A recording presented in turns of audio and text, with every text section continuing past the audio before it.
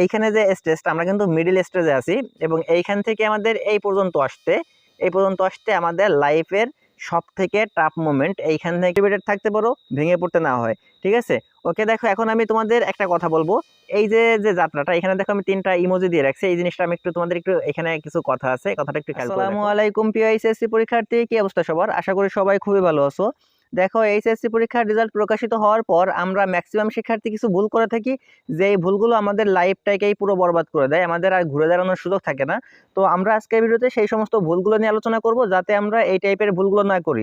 দেখো এই টাইপের ভুলগুলো ভালো শিক্ষার্থীরাও করে, আবার যাদের রেজাল্ট খারাপ হয়েছে তারাও কিন্তু করে। মানে যাদের রেজাল্ট ভালো হয়েছে তারাও করে, আবার খারাপ রেজাল্ট হয়েছে যাদের তারাও করে। তার কারণে এই ভিডিওটা তোমাদের সবার জন্য গুরুত্বপূর্ণ। যাদের রেজাল্ট ভালো হয়েছে তাদেরও দেখা প্রয়োজন, আবার যাদের রেজাল্ট একটু তুলনামূলক খারাপ হয়েছে তাদেরও দেখা প্রয়োজন, বা যাদের রেজাল্ট ফেল আসছে তাদেরও দেখা প্রয়োজন।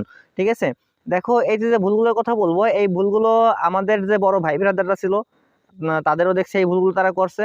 আমাদের সময় আমাদের ভিতর থেকে অনেকে এই ভুলগুলো করছে, আবার আমাদের ছোট ভাই ব্রাদার যারা ছিল তাদেরকেও দেখছি এই টাইপের অনেক ভুল করছে। যার কারণে আমার মনে হয় এই বিষয়গুলো সম্পর্কে তোমাদের সাথে আলোচনা করা উচিত, যাতে তোমরা এই ভুলগুলো না করো। দেখো এইখানে তোমরা সবাই একটা জিনিস বুঝতেই পারতেছো, আজকে রেজাল্ট প্রকাশ করা হয়েছে, সেই রেজাল্টের যে আমেজ, সেই আমেজ থেকে কিন্তু তোমরা এখনো কেউ বাইরে হইতে পারো নাই। দেখো যে সমস্ত শিক্ষার্থীর রেজাল্ট ভালো হয়েছে, দেখবা তার ভিতরে ম্যাক্সিমাম শিক্ষার্থী আছো তোমরা যারা এখন পর্যন্ত কিন্তু এই রেজাল্ট নিয়ে স্বাভাবিক হইতে পারো নাই। মানে খুশিতে অনেক বেশি এক্সাইটেড হয়ে গেছো তোমরা এই রেজাল্ট নিয়ে। দেখো রেজাল্ট পাওয়ার পর থেকে একটু খেয়াল করে দেখো, তোমরা এখন পর্যন্ত পড়তে বসো নাই বা একটু স্বাভাবিক হইতে পারো নাই, কেমন একটা ফিল হচ্ছে তোমাদের ভিতরে। আর যাদের রেজাল্ট খারাপ হয়েছে তাদের তো কোনো কথাই নাই, তারা তো অনেকেই অনেক রকমের পোস্ট করতেছো, অনেকে অনেক রকমের কথা বলতেছো, অনেকে দেখলাম অনেক রকমের কমেন্ট করতেছো যে লাইফ শেষ, তোমাদের দিয়ে কিছু হবে না, তোমাদের ফ্যামিলির দিয়ে কিছু হবে না, এই টাইপের অনেক কথা বলতেছো। আবার অনেকেই দেখলাম ভুলভাল সিদ্ধান্ত নিচ্ছে, আবার নিউজ দেখলাম 2টা ছেলে নাকি মানে একটা ভুল পদক্ষেপ নিছে, মানে জীবন শেষ করার জন্য। এরকমের বিভিন্ন ধরনের পদক্ষেপ দেখতেছি পোলাপানা নিচ্ছে, কমেন্ট করতেছে। তো দেখো এইখানে আমি তোমাদের একটা কথা বলবো, যাদের রেজাল্ট খারাপ হয়েছে, একটা রেজাল্ট কিন্তু তোমাকে সম্পূর্ণভাবে বিচার করতে পারে না। একটা রেজাল্ট কিন্তু বিচার করতে পারে না যে তুমি কতটা ভালো স্টুডেন্ট বা কতটা খারাপ স্টুডেন্ট। দুর্ভাগ্যবশত একটা ভালো শিক্ষার্থীর রেজাল্ট খারাপ হইতে পারে, তার মানে একটা রেজাল্ট খারাপ হয়েছে এর মানে কিন্তু এইটা না যে তোমার মানে তুমি খারাপ স্টুডেন্ট, বা এটার মানে কিন্তু এইটা না যে তোমার লাইফ কিন্তু একদম বরবাদ হয়ে গেছে, তোমাকে দিয়ে কোনো কিছু হবে না। দেখো একটা রেজাল্টের মাধ্যমে একটা মানুষকে কিন্তু কখনোই জাজ করা যায় না। ঠিক আছে, একটা মানুষকে কখনোই বিচার করা যায় না। যার কারণে যাদের রেজাল্ট খারাপ হয়েছে তারা এই জিনিসটা মেনে নাও। দেখো একটা জিনিস বলি তোমাদের, তোমরা একটু খেয়াল করলে দেখতে পারবে তোমাদের আশেপাশে অনেক লোক আছে যারা কিন্তু হাইলি এডুকেটেড, খুব বেশি পড়াশোনা করছে, তারা অনার্স কমপ্লিট করছে, মাস্টার্স কমপ্লিট করছে, আর তোমরা তো মাত্র ইন্টার এসে আটকে গেছো। দেখো মাস্টার্স কমপ্লিট করার পরেও তারা কিন্তু এখনো বেকার, ফ্যামিলির থেকে বেশি কথা শোনে, চাকরি পাচ্ছে না, গার্লফ্রেন্ডের বেশি কথা শোনে, বিয়ে করতে পারছে না, কত রকমের সমস্যা, লাইফটাই পুরো বরবাদ, মানে কিছু করতেই পারতেছে না। মানে এখন থেকেই তোমরা বুঝতে পারবা, আর কিছুদিন গেলেই বুঝতে পারবা যে লাইফে এই যে সময়টা, এই সময়টায় যদি কিছু ইনকাম না থাকে, ইনকাম সোর্স না থাকে, বেকারত্ব জ্বালা কি জ্বালা সেটা তোমরা বুঝতে পারবা। তো দেখো এই যে মাস্টার্স কমপ্লিট করার পরেও যে সমস্ত শিক্ষার্থীরা এখনো বেকার, তারা কি জীবনে অনেক বেশি কিছু করে ফেলছে? তারা তো পড়াশোনা করছে, তারা কি করছে? কিছুই করতে পারে না। কিন্তু তুমি যদি একটু যারা খেয়াল করে দেখো, অনেক শিক্ষার্থী আছে যারা কিন্তু পরীক্ষায় ভালো না করেও কিন্তু লাইফে অনেক ভালো কিছু করছে, লাইফে অনেক ভালো জায়গায় গেছে। তার মানে কি তুমি কি বলবা যারা পরীক্ষায় ভালো করে নাই কিন্তু লাইফে ভালো জায়গায় গেছে তাদের জীবনটা ব্যর্থ হয়ে গেছে? না, তারাই কিন্তু প্রকৃতপক্ষে সফল হয়েছে। আবার দেখো যারা পরীক্ষায় ভালো করছে কিন্তু তোমার লাইফে কিছুই করতে পারে নাই, এখনো বেকার ঘুরে বেড়াচ্ছে, চাকরির বয়স শেষ, চাকরি পাচ্ছে না, তো তারাই কিন্তু প্রকৃতপক্ষে ব্যর্থ। তার মানে একটা রেজাল্ট খারাপ হওয়ার মানে কিন্তু এটা না যে তুমি ব্যর্থ হয়ে গেছো। আর তোমরা অনেকেই দেখছে আবার বলতেছো তোমাদের মা বাবা পাশে নাই, তোমাদের মা বাবা হেল্প করতেছে না, এই করছে না সেই করতেছে না। এইগুলো জাস্ট তোমাদের ভুল ধারণা। প্রত্যেকটা পিতামাতাই চায় তার সন্তানের পাশে থাকতে। ঠিক আছে, তাই রেজাল্ট যেমনই হোক, রেজাল্ট প্রকাশ হওয়ার আগে পর্যন্ত একটু ভয় ভীতি দেখায়, রেজাল্ট প্রকাশ হওয়ার পর সবাই কিন্তু সান্ত্বনা দেয়। এই জিনিসটার সাক্ষী তোমরা নিজেরাও, কারণ তোমাদের পিতামাতারা কিন্তু আজকে এগুলো করছে। তোমার আব্বু আম্মু যারা আছে বা রিলেটিভ যারা আছে, রিলেটিভদের কথা একটু বাদ দিয়ে আমি আব্বু আম্মুর কথা বলি, আব্বু আম্মু কিন্তু সবসময় সাপোর্ট করে বা ফ্যামিলি মেম্বার সাপোর্ট করে। তবে হ্যাঁ, এখানে একটা জিনিস খেয়াল করতে হবে আমাদের, যে আশেপাশের লোকজনের কথা বা রিলেটিভদের কথায় এই জিনিসটাকে আমরা একটু স্কিপ করব। তারা অনেক কিছুই বলবে, তাদের কথায় কান দেওয়া যাবে না, কারণ তাদের আমি খাইও না, তাদের আমি পড়িও না। ঠিক আছে, তারা তোমার কখনোই আসবে না। তবে তাদের কথায় যদি তুমি কান দাও, তাদের তাহলে হবে কি, তাদের কথায় তুমি প্রভাবিত হয়ে তুমি কিন্তু স্থির থাকতে পারবা না, তোমার ফ্যামিলি স্থির থাকতে পারবে না, তুমি মানসিকভাবে সুস্থ থাকতে পারবে না। তার কারণে এই আশেপাশের লোকজনে কি বলতেছে এই জিনিসটা একদম মানে মাথা থেকে স্কিপ করে ফেলো, এই জিনিসটা মাথার ভিতর রাখা যাবে না। মানে টোটাল কথায় যে জিনিসটা বলতে যাচ্ছি আমি, দেখো তোমাদের মেনে নিতে হবে, তোমাদের যাদের ভালো রেজাল্ট হয়েছে তাদেরকে মেনে নিতে হবে যে ঠিক আছে আমার রেজাল্ট যা হয়েছে হয়েছে, আমার এখন পরবর্তীতে আগাইতে হবে। কারণ কি দেখো ভালো রেজাল্ট নিয়ে আমি একটু পরে কথা বলবো। আর যাদের রেজাল্টটা একটু খারাপ হয়েছে তাদেরকে বলবো দেখো তোমরা মেনে নাও, পরবর্তী বছর যে পরীক্ষা আছে সেই পরীক্ষার জন্য আবার প্রস্তুতি নাও, পরবর্তী আবার পরীক্ষা দিবা এবং তোমরা যে কাজটা করবা তোমাদের যে সাবজেক্টটাই খারাপ হয়েছে সেই সাবজেক্টটাই তোমরা খাতা চ্যালেঞ্জ করো, দেখা যাবে ইনশাল্লাহ তোমাদের খাতা যদি সমস্যা থাকে তাহলে সেই সমস্যার সমাধানে পাস হয়ে যাবে। আর যারা আর যদি তারপরও না হয় তাহলে পরবর্তী বছরের জন্য প্রস্তুতি নাও। পাশাপাশি তোমরা এমন একটা কিছু করার চেষ্টা করো যাতে সামনের দিকে ফোকাস করতে পারো, যাতে মোটিভেটেড থাকতে পারো, ভেঙে পড়তে না হয়। ঠিক আছে, ওকে। দেখো এখন আমি তোমাদের একটা কথা বলবো, এই যে যে যাত্রাটা এখানে দেখো আমি 3টা ইমোজি দিয়ে রাখছি, এই জিনিসটা আমি একটু তোমাদের একটু এখানে কিছু কথা আছে, কথাটা একটু খেয়াল করে দেখো। তোমাদের লাইফটাকে যদি আমি একটু ভাগ করি তাহলে 3টা স্টেজে দাঁড়াবে। দেখো এই যে যে স্টেজটা, এই যে স্টেজ দেখো যে সানগ্লাস পরে ভাব নিয়ে রয়েছে, এটা আমাদের খুব আগের লাইফ, মানে আমাদের ক্লাস 1 থেকে নিয়ে শুরু করে আমাদের যে সময়টা ছিল মানে ইন্টার পর্যন্ত ছিল সেই সময়টা আমরা বলতে পারি। তারপরে একটু ধরে খেয়াল করে দেখো এই যে ভাব নেওয়া লোকটার থেকে নিয়ে এই যে বইপত্র পর্যন্ত এই যে যে সময়টা, এই সময়টা হচ্ছে আমাদের ইন্টারমিডিয়েট লাইফ, এই সময়টা কিন্তু আমরা পার করে আসছি। ঠিক আছে, তো এই ভাব নেওয়ার থেকে এই সময় পর্যন্ত আমাদের লাইফটা মোটামুটি ভালোভাবেই যায়। ঠিক আছে, তারপরেও কিন্তু বুঝতে পারতেছো যে কতটা কষ্ট হয় এইখানে পড়াশোনা করে পাশ করে আসতে, ভালো কিছু করতে। এখন দেখো এইখানে যে স্টেজটা আমরা কিন্তু মিডিল স্টেজে আছি এবং এইখান থেকে আমাদের এই পর্যন্ত আসতে আমাদের লাইফের সব থেকে টাফ মোমেন্ট, এইখান থেকে কিন্তু আমরা অনেক শিক্ষার্থী আছি যারা ঝরে যাব। দেখো এখানে কিছু ব্যাপার আছে, আমাদের সেই ব্যাপারগুলো একটু খেয়াল করতে হবে। তুমি যখন এই জায়গার থেকে অর্থাৎ এই যে দেখো বই, মানে তুমি এই বইটা হচ্ছে তোমাদের বর্তমান স্টেজ মানে রেজাল্ট পাইছো, আর এই যে যে ঘাম বের হয়ে যাচ্ছে যে লোকটার, এইটা হচ্ছে তোমাদের অ্যাডমিশন লেভেল। ঠিক আছে, এই দেখো রেজাল্ট পাওয়ার পর থেকে নিয়ে এই পর্যন্ত আমাদের সময় থাকে মাত্র কয় মাস, 2 মাসের মতো বা 2.5 মাসের মতো। এবছর তোমরা এরকম পাবা ডিসেম্বরের দিকে তোমাদের ঢাকা বিশ্ববিদ্যালয়ে মেবি ডিসেম্বরে পরীক্ষা, এই সম্পর্কে আপডেট দিয়ে দেবো।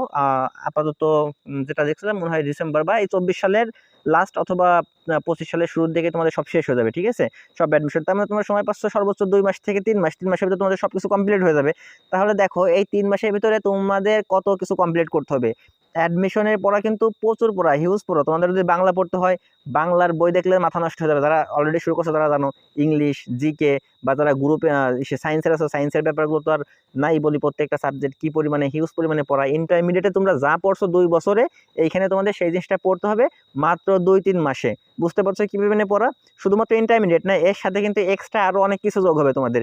ইংলিশে এক্সট্রা গ্রামার লাগবে, তারপর তোমার বাংলায় এক্সট্রা ব্যাকরণ লাগবে, সাহিত্য লাগবে, অনেক কিছু আছে যেগুলো আমাদের অনেক জানতে হবে। মানে এই 2 মাসে আমরা যদি সময়টাকে সঠিকভাবে কাজে না লাগাই এই 2 মাস, তাহলে কিন্তু আমাদের ক্ষেত্রে কি হবে দেখো, এই যে এইখান থেকে কিন্তু আমরা তাহলে আর সামনের দিকে অগ্রসর হইতে পারবো না।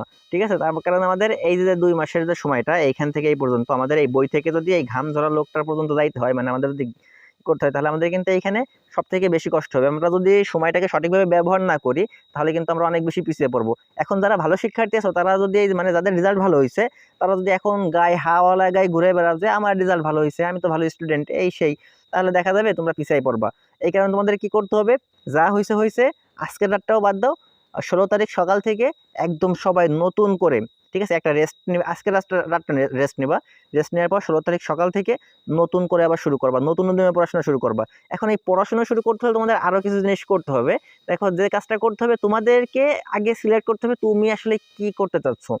তোমার যে রেজাল্ট, তোমার রেজাল্ট অনুযায়ী তুমি তোমাকে আসলে বিচার করার চেষ্টা করবা যে তোমার পক্ষে এখন কি করা সম্ভব। দেখো আমি তোমাদের বলবো যাদের জিপিএ 4.50 কম আছে, সায়েন্সের কথা বলছি, যাদের জিপিএ 4.50 কম আছে তারা মেডিকেলের জন্য প্রস্তুতি না নেওয়াই ভালো।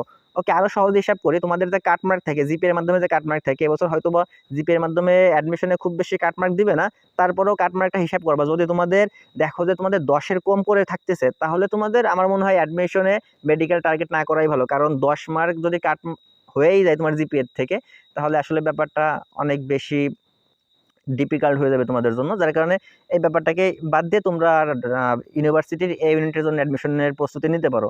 ঠিক আছে, বা তোমাদের যে রেজাল্ট অনুযায়ী সেই রেজাল্ট অনুযায়ী তোমাদের চিন্তা ভাবনা করতে হবে তুমি আসলে মেডিকেলে যাবা নাকি তুমি ইঞ্জিনিয়ারিংয়ে যাবা, নাকি তুমি এমনি সাধারণ যে ইউনিভার্সিটিগুলো আছে সেই ইউনিভার্সিটিতে যাবা, মানে ঢাকা ইউনিভার্সিটি বা জিএসটির যে অ্যাডমিশনের যে ইউনিভার্সিটিগুলো আছে সেগুলোর ভিতরে যাবা। এগুলো তোমাকে বাছাই করতে হবে।